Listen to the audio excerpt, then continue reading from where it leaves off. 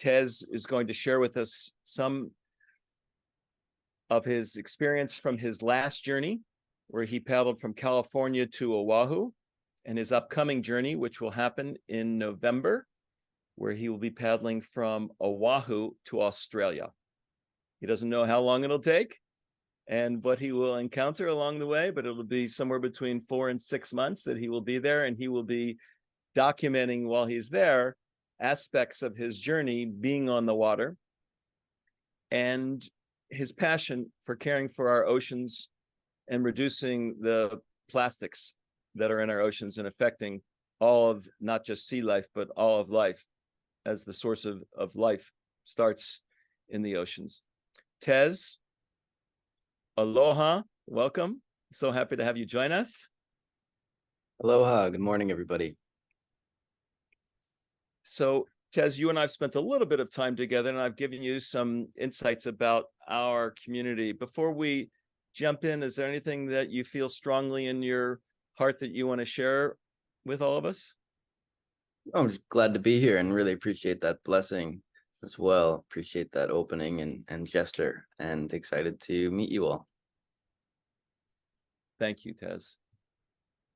As I've shared, Tez, we're interested in you, who you are as a being, who you are as a soul, and your own personal life's journey, and what's brought you to here today, where we are. And I'd love for you to share about really how you have gotten the clarity of your life's purpose, your life's mission, and how that relates to water and the oceans. I'll try and do that succinctly. Because these are the kinds of things that make sense in hindsight, right? Maybe solve backwards from where I am. So as Stu mentioned, I'm preparing to get in a 23-foot boat by myself and row 5,000 miles across the Pacific Ocean. And that's not something most people would ever choose to do, right? Spend that volume of time with yourself, with the ocean, and also at great risk. And I wasn't a rower or a sailor before I started this. When I rowed in 2020 from California to Hawaii, I had never been to sea before that. I wasn't a sailor. I had no ocean experience. I thought I would have a bunch of time to train in my boat, but then COVID came. And so I ended up with just 3 days of training in a shallow bay in Washington before I began, which is enough to learn the basics, but only enough to guarantee that it would be a rough ride until I got adjusted. And so it wasn't this long passion for ocean conservation or exploration that really led me to this. It was a desire to grow and a desire to experience new things and make a positive impact with my life. And a lot of this started with depression when I was in college, studying in Minnesota, a place of great water, the headwaters of the Mississippi. Right, Minnesota is the start of 3 different watersheds in the United States: the continental watersheds draining up into the Great Lakes, draining south into the Mississippi, and as I was there, I also realized not only is it a source of water for the country, but it's also a huge cultural center and a huge source of conflict. I grew up in the upstate New York and the East Coast, and there wasn't much exposure to native cultures where I grew up in the Adirondacks, because they'd been exterminated effectively and eradicated, and the signs of them are pretty much gone. When I get to Minnesota, not only are all these place names from the Dakota and Lakota nations, but it wasn't that long ago that the native peoples were removed from these lands, and so as a young college student, found myself trying to figure out, what can I do about this legacy? And that sent me into a little bit of a depression. And what ended up coming out of that were 2 things. One, I started doing endurance sports. A friend said, "Hey, get off that sofa. Let's go do a triathlon together." So I start racing and training, and it helped me feel better, which isn't a surprise. But I also started getting involved in canoe trips, and specifically with Dakota youth.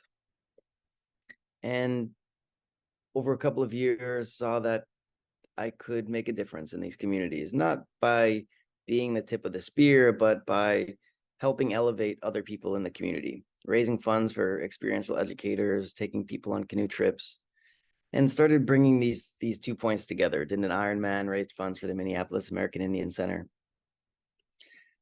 All of that work, continued for some years, until I decided to row across an ocean and basically take it up a whole other level, which was inspired by tragedy in a different story. But that's a little bit of what led me to this spot where I realized that I can do these expeditions, use it to raise funds and awareness for causes that matter, and also be able to now support citizen science with these expeditions as well.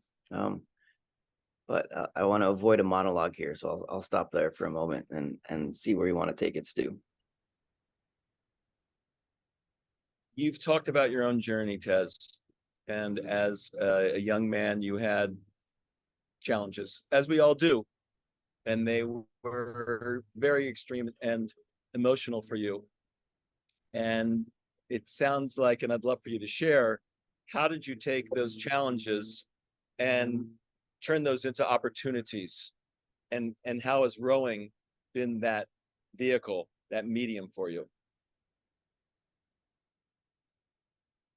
Yeah, I mean, I'm fortunate that life presented solutions for me at the right time. It was a roommate that said, "Hey, let's go do this triathlon together," and that led me to getting into endurance sports. And then in 2016, I was living in London, getting my MBA, and my father took his own life.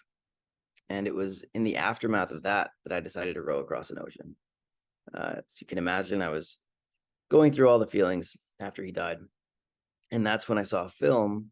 A few months later, I saw a film about a woman who had rowed around the world.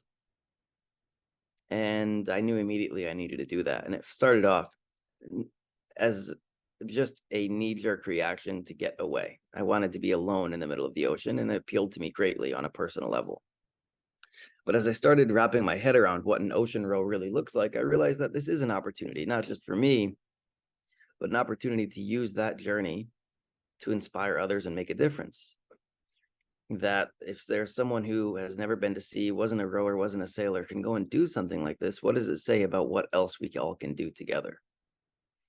And so that's what inspired me to create a whole brand and a whole campaign, not just do Tez doing this ocean row, but create a nonprofit called United World Challenge. And it's under that banner that I did my first row and dedicated it to raising scholarship funds to a school that changed my life. And now the second row is focused on raising funds and action for ocean plastics. But it was really just piecing things together and balancing both the initial desire and then having an openness to what else might be possible with this. You might get an idea or something bad might happen, but if you can have an open mind about it and say, what else might be possible here? What more can be done? How can this experience be beneficial for myself or for others? I'm kind of asking myself those questions with other people. So when you talk about what more can be done, we've spoken about the ocean and the plastics. With you being in the middle of the ocean and being in the center, in the heart, what do you see? What do you feel can be done for you and for us as individuals to restore the health of our oceans? There are so many different issues facing the oceans, right? Ocean plastic is just one of them. But I chose that for this initiative because it's something people tend to know a little bit about, but are also generally quite misinformed. People know that ocean plastic is a big deal, but they think we can clean it up in the middle of the ocean. And that's just not possible. The ocean's too big and the plastics are too small. So what can be done, however, is 80% of the ocean plastic comes from rivers.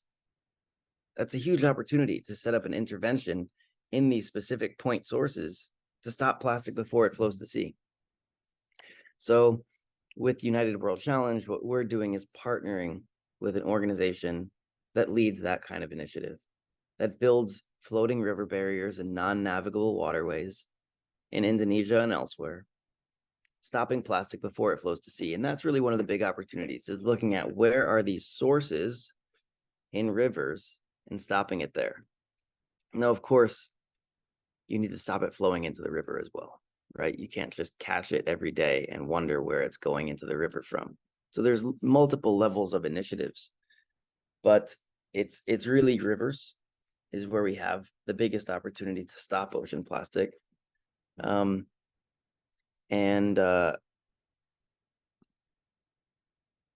it's really the upstream solution as well. Let's say my crowdfund with this row is very successful, and I raise $1 million from donations from people around the world. And I say very successful. That's a huge amount of money for a crowdfund. In my first row, we raised around 150 grand total in donations. If we raised $1 million, amazing, huge impact, right? Very inspiring. In the end, that would buy us 1 day in terms of the amount of plastic. Now, it would support the organization I'm partnering with for a long period of time. It would help them install dozens and dozens of barriers, catching millions of pounds of plastic. But when you stop and think 1,000 pounds of plastic is flowing into the ocean every minute, and you run the math, that crowdfund, while being really important and every little piece counts, is actually just a drop in the bucket, a drop in the ocean. And so I try and stay practical, that while funds are helpful, the bigger piece is action in our own lives, in our own businesses, in our communities. And so it's I don't What are have those a actions solution specific?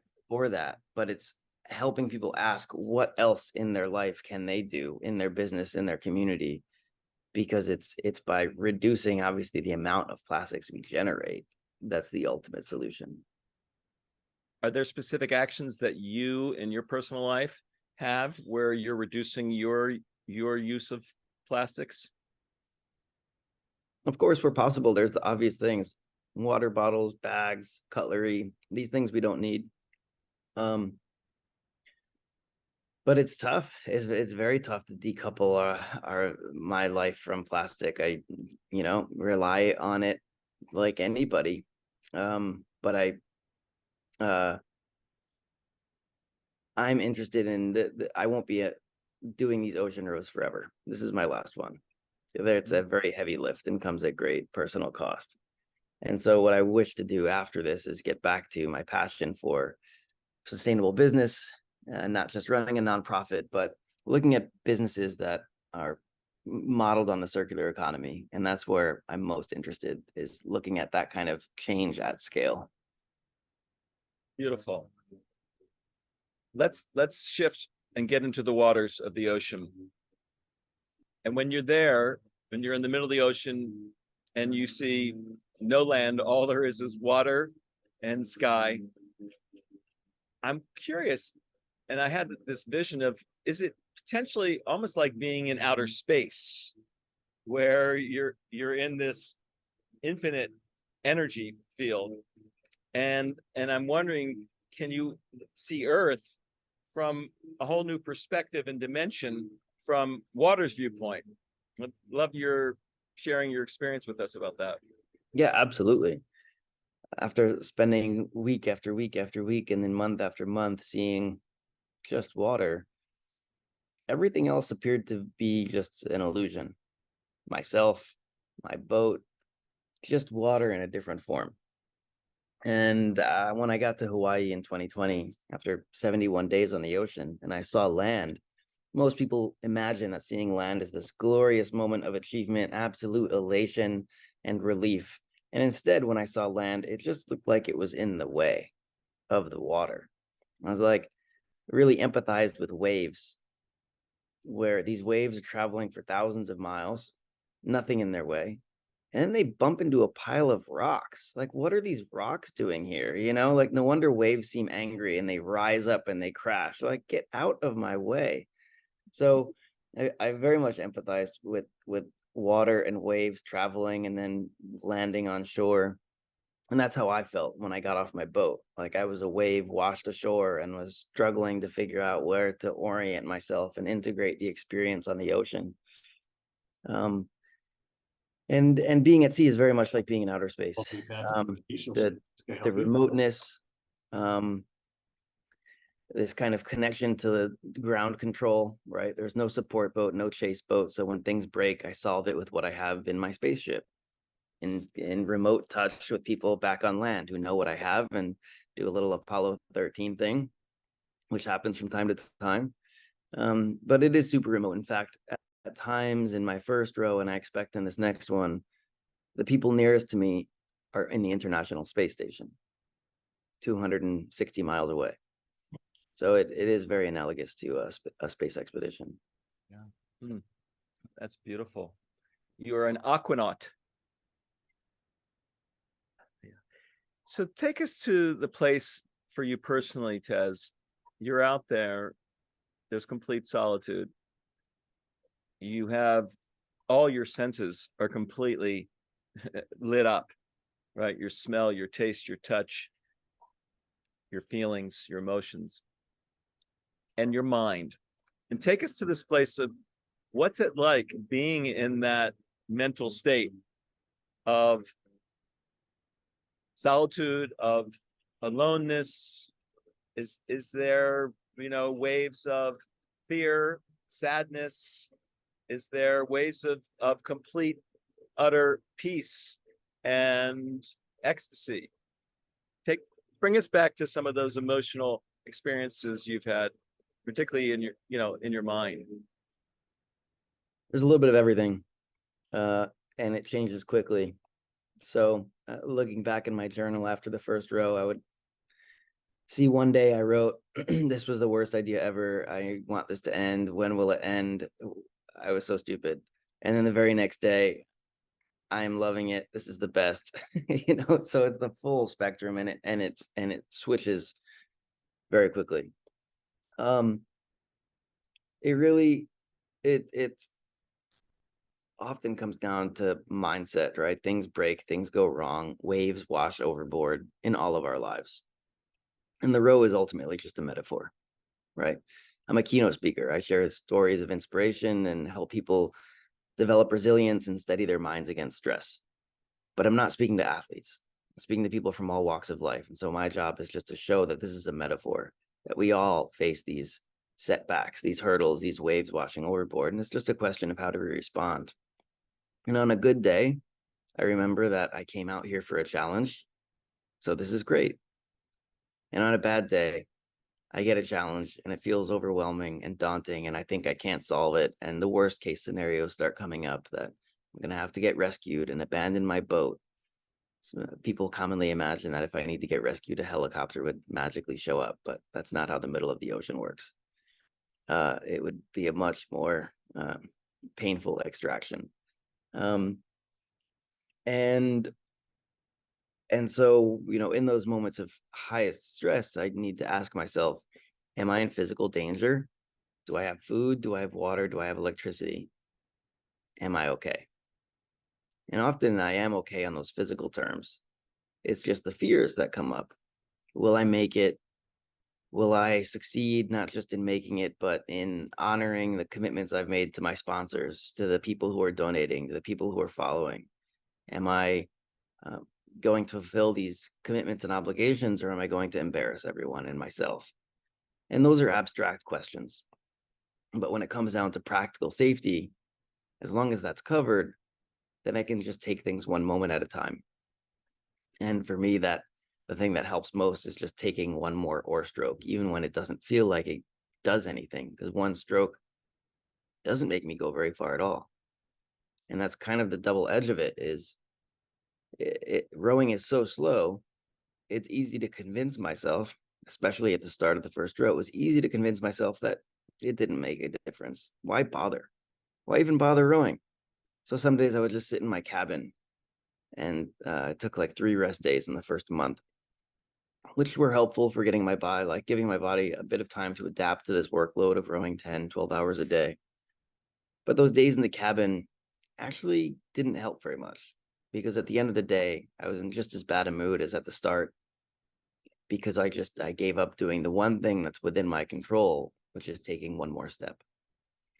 And as I went further and further and got more and more tired, I realized actually the rest doesn't actually do me any good. That what does me the most good is asking what's within my control and taking one more stroke. So that's a little bit of a journey into the mindset. And what are the tools that you use when you're out there to calm, steady your mind, and enable you to know you're okay? A lot of the tools that I use on land pretty much went out the window when I got in the boat. I forgot all about them, like breath work and mantras and different things. Like I completely forgot about all of them because it was such a high stress start. But over time, some of those tools came back, and giving myself a little bit of a mantra or a line to re-anchor myself. For example, telling myself, I can quit, but not today, was really helpful, especially in the first month when I desperately wanted to quit. I did not want to keep going. It was so much harder than I could have ever known. And I really wanted to quit, and admitting that to myself and giving myself permission to quit, but not today, was a helpful little mind trick that, okay, I could choose to quit tomorrow, but today I know I can do one more day. So let me just take today. If that's too ambitious, I'll take tomorrow, or I'll just take this moment. When you bring it back to the very moment, one more stroke is always possible. And then the question is, what do I do with my mind while I take that stroke? Well, what I ended up doing was just looking around and finding the beauty around me. The curl of a wave, the bubbles on the surface, just the tiny details of what I got to witness. And I think that trick can be helpful on land too, because beauty is often all around us if we just orient ourselves to look at it and notice it. And focusing on that beauty while doing something hard allows you to connect to a deeper energy and go further, go deeper. That's beautiful, Tez. As you say, we can do that anywhere, every day, on land or on water, and it's always available for us to have that as a mind state and an awareness and a gratitude for all the magic and the gifts that we have. Let's shift over to some of the I'll call it more intense experiences you've had. Could you share with us like one of your most challenging days when you were in your row, and what happened and how did you deal with it? And I'd love for you to share some of that like emotion of what you were experiencing at the time, if you could bring that back up for us to feel that intensity. There were a few very acute tests during the row. It's like I was being tested, and if I would pass, I'd go to the next level. One of these tests was my rowing seat breaking in the row, and the rowing seat is really essential, right? It's not like kayaking where you have a single paddle. In a rowing boat, you have a seat that rolls back and forth and gives you the leverage. And a wheel snapped off my rowing seat. A steel bolt sheared in half. And I thought, okay, no worries, I've got a spare bolt. But turns out I used that spare bolt to repair something else that broke in the first week. And so now I find myself more than 200 miles off the coast. This was like on day 15. And so I'm beyond the reach of the Coast Guard. It wouldn't be possible to get a tow back to land. And facing the simple choice of, do I trust myself to fix this thing and row farther and farther out to sea with more and more precarious solutions to this seat? Or do I just pull the plug now? And over the next 30 days, I kept coming up with all these different fixes to my seat. And some days I wouldn't row at all. I would just take the seat apart and rebuild it and try and come up with new ways to keep it working, because I had only small bolts to replace that big one that broke, which left the seat off kilter and was creating all these downstream effects. And I spent a month just obsessing over all these different ideas and trying to fix it. And sometimes thinking to the future is helpful, right? You do contingency planning, think of what might go wrong and come up with a scenario for how you could possibly solve that. And sometimes that's really helpful. It's helpful in business, it's helpful in life to not walk into a situation blind, but there are diminishing returns to everything, including problem solving. And what I found is I was obsessing over all these ideas and coming up with wild moonshot ways to make a brand new seat from scratch out of spare oars and chopping bits apart on my boat to try and keep this thing moving. And it was actually putting me in a very unhealthy mindset, thinking only of what might go wrong.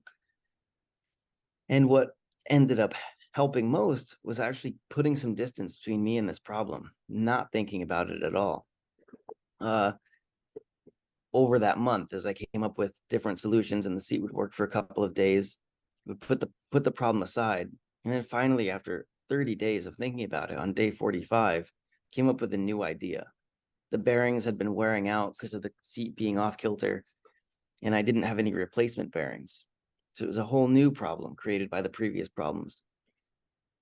And I realized that day, hang on, I have these bits of plastic form cards.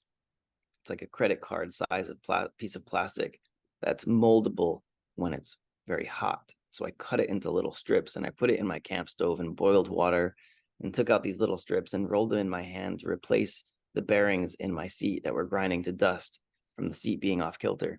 And I put those new bearings in the wheels and put the seat on the track, and it worked perfectly. And that day, everything changed. That day, I knew one way or another I would make it to Hawaii. I knew I had enough bioplastic to make as many bearings as I needed. And what's really wild about that is that nothing in my boat changed. Nothing in my resources changed. The only thing that changed was how I viewed them and related to it. And what helped leading up to that point was, instead of trying to catalog and organize everything and think through problems and think through solutions, was just coming back to this one powerful idea, telling myself everything I need is in my boat. Because I kept thinking about what I don't have. I don't have the spare bolt. I don't have the spare bearings. I don't have a spare seat. I don't have access to land to get what I need. And instead, telling myself everything I need is in my boat helped me view what I had in a different way, and then solve the problem in a whole new way. And from then on, I absolutely loved being at sea. The first 45 days were not very fun often, but the last 30 days, approximately 25 days, I just loved it at that point. I had this trust that it would work out, and was just grateful to be able to be there and witness the ocean, and to be able to share the story with people who were following along online. That's so beautiful, Tez. And it's such a great metaphor for us all to recognize what we have and value and appreciate what we have versus what we don't have, which always, for me, brings us back to water. And for us to value and appreciate water, which is our most precious resource and that keeps us alive every day. There's a question that Eliza has, that Eliza, if you could unmute yourself and ask Tez, I'd love for you to ask him your question about the.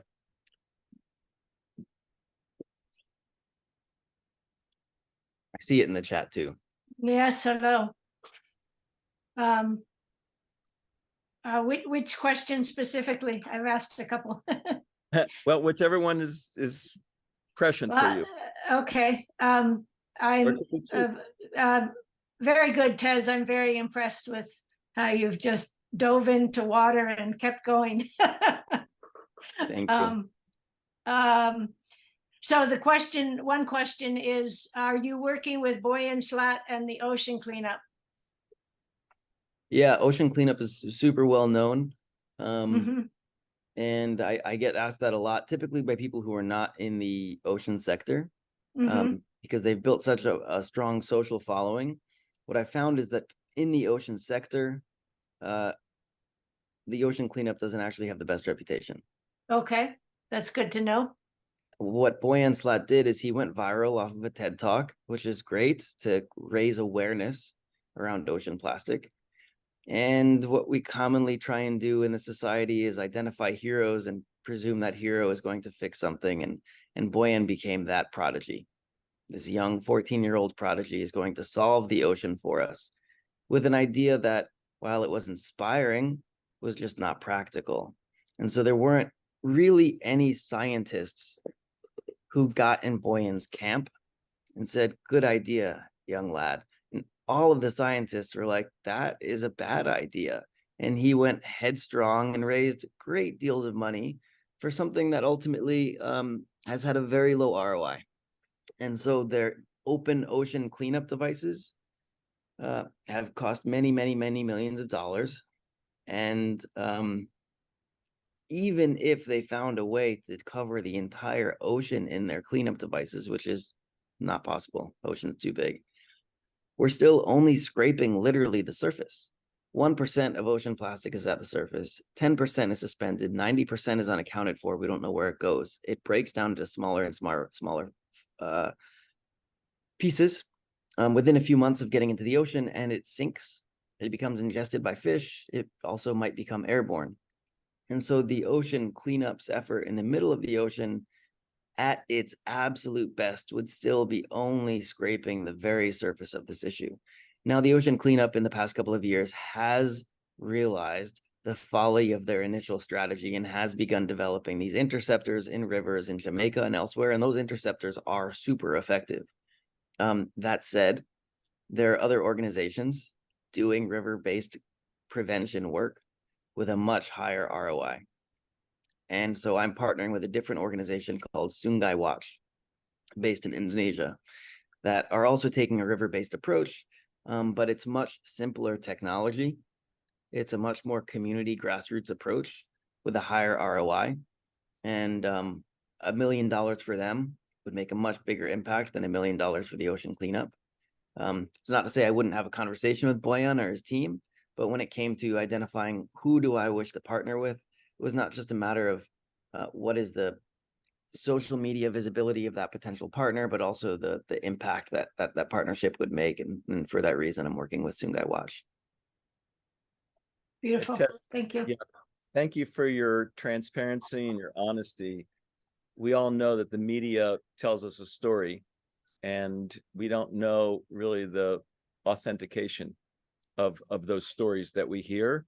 And as you said, many of them are sensationalized, and they're put at a level that is all about sort of the story, but the real story we rarely really hear. And so thank you for telling that.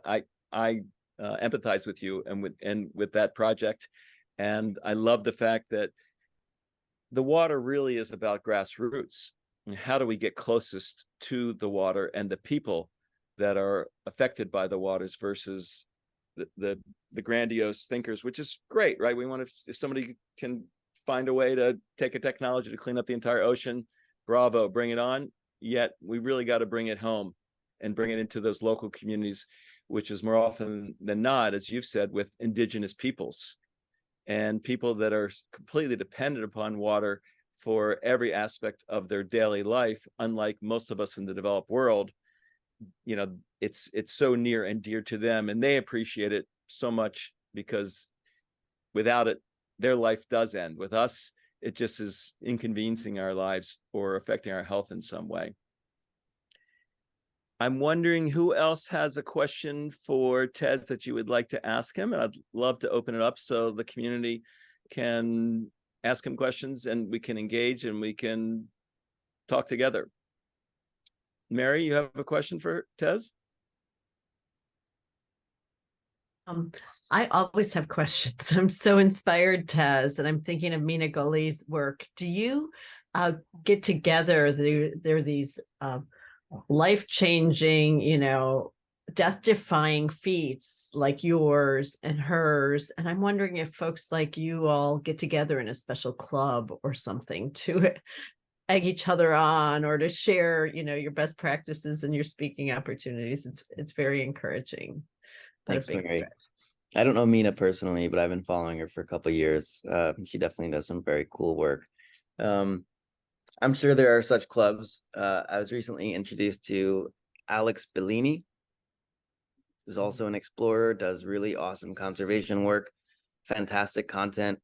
So they kind of get to know each other a little bit, but the closest thing that I've gotten to a club around water is the ultramarine ocean impact community.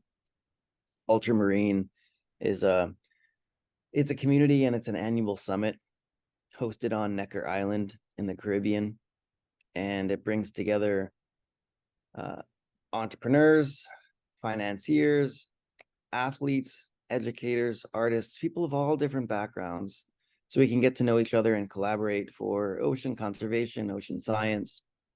And I was super lucky through LinkedIn to randomly connect to the founder of the ultramarine ocean impact community a couple of years ago, 10 days before the 2022 summit. And he said, "Hey, a slot just opened up. Do you want to come?" And I was like, "Absolutely, I want to come. It's on Richard Branson's island." And realized it would be a complete game changer. And I was like, "How much is it?" He's like, "This is off record, by the way." He's like, 22,500. I was like, "Just to confirm, that's 22,000." He's like, "Yeah, is that a problem?" And I was like, "Well, I don't have it, but give me until Monday." And so I'm in a men's group with dear brothers from 65 years old to 30 years old. And I turned to that group and I said, "Hey, I just got an invitation that's going to change my life and is going to elevate my work. I don't have the money to go. Will you guys loan me the money?" And they loaned me the money. I went down there, made a bunch of amazing new friends, and also those friends became sponsors. And so was able to pay my friends back and also raise support for this next expedition. And a community like that, it reminds me of this community as well, of people who share a common passion, a common passion in their work, but also is grounded in personal values and personal relationships. And so when it comes to a kind of club, that would be the closest thing, is this very near and dear community that's just deeply supporting this work of mine. And also they're people I turn to in the hard moments too. That's a beautiful story. Yeah, Cool. Jeremy, I know, who runs that program, is a great guy, and yeah, kiteboarding is a big part of what they do there, which is fun and something that I've tried. And I think Branson, that's one of his biggest passions. Yeah, he loves it. Yeah. Christopher, you have a question for Tez. You want to unmute yourself and ask your question? Sure, I have a few questions, and maybe I didn't phrase the question I put in the chat quite right. I'm, for somebody like me who's just getting started, just basic, like grassroots idea, not the complicated stuff, but how would you inspire me to inspire just local people in the community, just really beginning, just like putting my foot in the water, just starting? What do I do? I think you said it, literally put your foot in the water.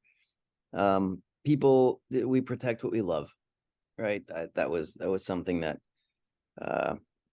Jacques Cousteau said, right? We protect what we love, and so we need to learn to love these resources in these places. And it was through my own journey of growing up near water that I learned to enjoy it, like for swimming and fishing, and then canoeing in Minnesota when I lived there. And so I knew that being on water feels good. It's healing. It's beautiful. It's empowering, inspiring, connective. And for folks who don't have that relationship, it's really just getting out. Whether you live in New York and you go visit the East River, or you live somewhere more remote, it's just getting out and having a direct, unmediated relationship with the water is the start. And from there, I think you'll encounter ways to get involved. But it starts with that initial direct relationship with yourself and others. And so if you want to learn more about that, there's a book called Blue Mind. That's a fascinating perspective. You might have heard of it, but it's I read it and really enjoyed it. Yeah. I found it to be a little bit dry, pardon the pun. It's a little, but there's a lot of good intel in there for sure. And that's really what it comes down to, is you get started by having some direct relationship to these places and to water. I appreciate your answer. Thank you. Karen, you have a question for Tez? Oh, I was sorry. I think I don't know if you were calling on me, Stuart. I'm putting in the chat though, TMA Blue Tech, which is Blue Tech Week coming up November 13th to 17th for anyone who wants to connect with ocean people. It's a great program, but apologies, I'll sit back. Thank you, Mary. No, I appreciate you sharing that. Was that a question for me, Stuart? Yeah, yeah. Yes. Okay. Well, not really. I don't really have a question, but Tess, I loved what you said about people protect what they love. It reminds me of a keynote speech I saw last week at the Global Water Alliance conference in Philadelphia by Mark Yagi, who runs Water Keeper Alliance. And he said he grew up as a young boy in Williamsport, Pennsylvania, and loved going to the river and swimming and fishing, and took his dog, and that's just how he spent his summers growing up. And it's sort of the motivation really ever since. So love that. Thank you. Thanks, Karen. West, how about you? You have a question for Tez?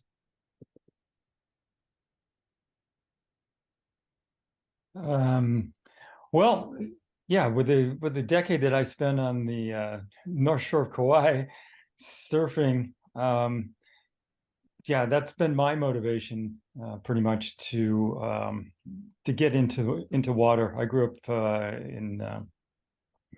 in Southern California as a surfer, and my trying to combine what I really enjoyed and my sort of deep connection to water, to the science of water, and being able to combine the two has really been my sort of goal in life, to take not only the science but the personal relationship with water, and very much some of the ancient and indigenous relationships with water, and try to combine those in a way that would make me much smarter as a scientist, and much broader, so that I would look at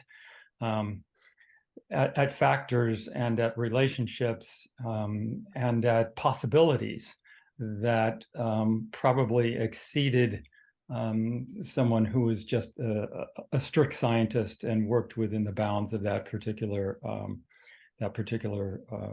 profession. So it's interesting listening to you on how your boundaries have kind of been expanded by your experience personally with the water itself. So thank you so much for that. Thank you, West. Renee, you have a question for Tez? I do. Hi. Thanks for being with us. I have two sort of related, maybe unrelated questions. First of all, how did you eat when you were in that boat all by yourself? And secondly, you spent weeks and months surrounded just by marine life. And so did you get a deeper sense of connection with that type of life as opposed to land-based life? I eat a lot of dehydrated meals. Gets pretty boring. Don't do an ocean row for the cuisine. Eat around 4,000, maybe 5,000 calories a day, depending on the day. Dehydrated meals, snack bars, protein shakes. And for marine life, yeah, it was really quite interesting. I saw a lot of whales in my first day leaving from Monterey Bay. I saw a lot of birds across the whole ocean, which I didn't realize the ocean is covered in birds. There are pelagic species of birds that spend 10 months a year at sea and come back to land just to nest. And I thought back to land, to birds on land, and realized birds on land are actually adapted to land. I mean, it sounds obvious, but it's like the birds on land spend a great deal of their time on their feet, and their feet are designed for grasping, and they're very comfortable in trees. And these water birds, many of them don't even like to land on the water. They're so good at flying that they'll sleep while flying with unihemispheric sleep, as in they close their left eye and they rest the right side of their brain. And so they can alternate like that, just like dolphins do, and be able to sleep on the wing. And as I looked at these birds flying around me, crossing thousands of miles of ocean, I just realized these things are truly animals of the air. The birds on land are animals of the land, but the birds on the ocean are animals of the air in a very different way. And they're just having those for company is super inspiring and beautiful to witness. When one thing that was really sad to me was I only saw 3 sharks in 71 days. And it's an indication of the health of our oceans, just the lack of sharks. And so when I started planning my second row after finishing my first one and wanting to focus my second row specifically on ocean conservation after my experience at sea, at first I wanted to do something for sharks and something for coral and something for all these different aspects. But from a storytelling campaign, from a crowdfund perspective, it's better to just have focus and be able to show the impact. And so that's why I'm focusing on plastic specifically. It's an entry point into a broader conversation on ocean health, through which other impacts can be made and through which other education, can be explored and stories can be shared with my followers. But it does tie back to a passion for the animals in the ocean and making sure that they have clean water to live and swim in. When rowing and seeing all the microplastics, I couldn't help but think of the whales and the other animals, and not just the whales, but the small fish that are swimming through all of these microplastics and filtering them through their baleen. And so that definitely left a big impact on me, visualizing that and seeing the animals and imagining what that would be like. Yeah, it's so unfair, the fact that they're so deeply impacted by us and our actions. Peter Williams, you have a question for Tez? Yeah, Stuart, thank you. Tez, it's really cool to really cool to hear what you've been saying. I have a question based on something I've seen around the world elsewhere. Quite a lot of on land water resources, rivers, lakes, and so forth, are being imbued with their own legal status. And that's happened in New Zealand. It's happened here in California, actually, where I live, with the Klamath River. And that then empowers whoever to take action on behalf of that water resource in court and get a legally binding solution to whatever the problem is. There's a movement, the International Rights of Nature, I think it's called, where they do this stuff, and it's happening in more and more countries. I believe it's also happening in Chile. And those are just the examples that I know about. So my question to you is, would you see that as having any kind of applicability to the problem of plastic pollution in the ocean? For example, being able to prosecute anybody who was seen to be a disproportionate originator of plastic that was ending up in the ocean, just as an example. I wondered if you had any discussions or come across any kind of thinking along those lines. Yeah, it's an awesome movement, and the town that I live in, Colorado. I don't live in Hawaii normally. The town I live in, Colorado, has also passed such a resolution for the creek that through our town. It's a really important initiative and movement. I think it has a lot of promise. It's a challenge when it comes to plastic because ownership of that plastic remains in debate, right? Where does that responsibility fall? Is it as manufacturers and companies posit it's the responsibility of the consumer? On the other hand, who is actually manufacturing these and what choices do consumers have? And so when it comes to highly diffuse sources of pollution like plastic, while giving rights to the rivers and bodies of water is important, it still leaves open the question of who has the accountability for the plastic that ends up being there. And so I view it as a piece of the puzzle, but ultimately we do need to have a conversation around accountability, specifically of these producers and manufacturers who irresponsibly source and package just so much plastic, right? So I agree. Piece of the puzzle, but we have to get clear on where accountability lies. Sure. Okay. Thank you. Kasha, you have a question for Tez?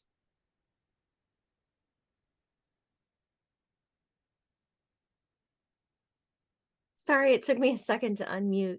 Tez, thank you so much for your work highlighting ways for people to reduce pollution and clean our water And your story is so inspiring. It's just been such a blessing to be here and hear you speak today. You actually answered a little bit in the chat, but I was hoping you could highlight a little bit about the resources that you do raise money for capturing that pollution in our rivers and local areas. That's a large portion of my job, where we're trying to directly reduce the pollutants in our local streams and rivers to prevent it from reaching the ocean. I'd love to hear a little bit more about that if you have a moment. Yeah, certainly. So I'm working with one primary organization called Sungai Watch. They're currently operating just out of Indonesia, which is the 4th largest ocean plastic contributor. They have invitations to go to the Philippines and Vietnam, other key nations, but it's important to do something really well when you do it. And so they're not yet expanding internationally until they can do it really well. Plastic in our rivers and bodies of water is a problem globally. We see that. It's most of a problem. The problem is more severe and more pronounced in developing places, especially developing regions that lack waste infrastructure and have high seasonal rainfall. So what that means is the plastic is discarded into the street or into a canal. It sits there, monsoons come, and then wash that out to sea. And so when we look at a global, the kind of global prevalence of plastic in the waterways and flowing out to sea, it's really primarily in those places where there's the greatest need. And so that's where I'm focusing.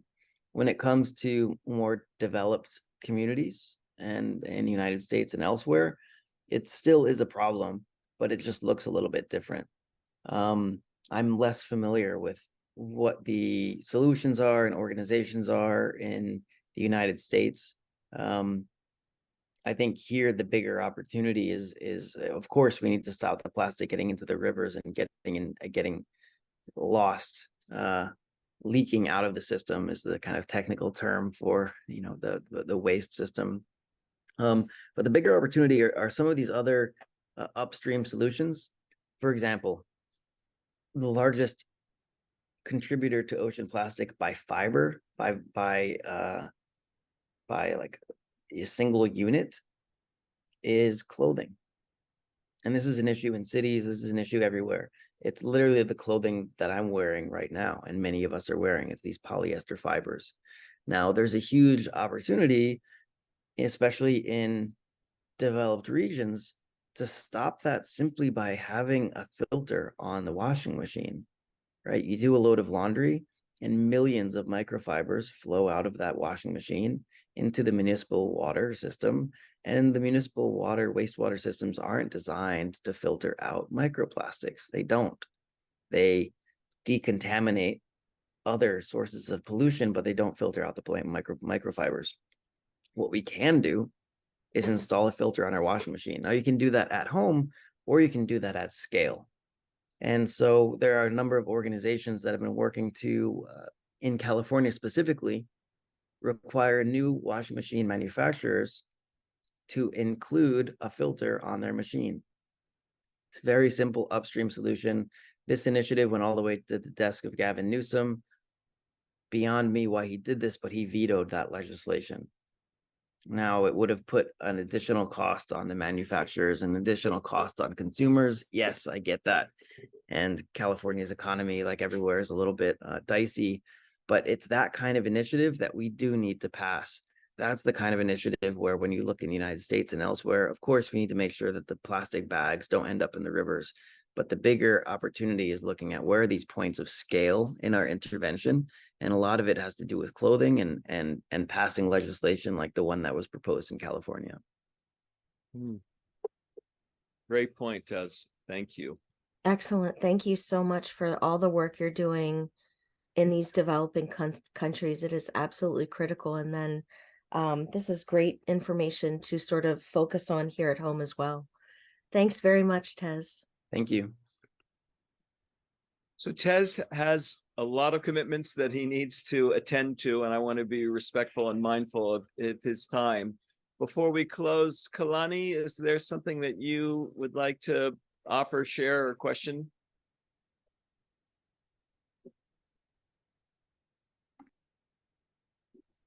No, but it's been a real pleasure with listening to Tez, who seems to be spot on, not just the problems and but the solution builds from a personal level. And it is a transpersonal journey after all, right? To establish how it is we can participate in the water bubble. I did put into the comment line, for some time, we've been working with the Polynesian PFON, the island farmers. We've been looking at breadfruit sap, which we're trying to collect the same way you collect maple. And it's interesting because it's got a high latex value, but it's organic. So how we can make polymers that break down. The simple truth is single-use plastics are necessary in the health industry globally at this point. So getting away from those plastics is going to be a little tricky, but if we can create a substitute polymer that is organic, that we can put back in a compost pile and have it break down and be part of the natural cycle, that's going to be great. So just to let you know, we've been on that for about 8 years now, working with some good scientists in BC and serious scientists up in Boulder, Colorado, and really digging in to try and create some solutions. And Tez, I really appreciate you pointing at the small, right, as well as the large, and what we can contribute from our personal spaces. So mahalo ioi, it's really endearing in the heart. And who knew you could get frozen in Hawaii? Yeah. Mahalo nui loa. Thank you very much. Well, thank you each for being here, joining us today in community, and opening your minds, opening your hearts and your souls to connecting with water, connecting with each other, connecting with self, connecting with the ocean. And we so value this time together, and we're looking forward to our time together next month. And anything that you have, questions otherwise, please share them with us. We'll share them with Tez, and we'll also share some connections for him along his journey, so you all can join him in that journey to whatever extent is possible, and support him, most importantly, for his passion and his work for protecting our oceans and caring for all our ocean species. So we say mahalo and wish everyone peace. May we have peace at this time in all cultures all over the planet, with all species, not just the human species, but with our animal species and with our trees and our plants and our birds. And we all deserve that, to care for each other and love one another and truly be united in our waters. So Mahalo, thank you all. If you want to follow the journey, just look up United World Challenge. That's me.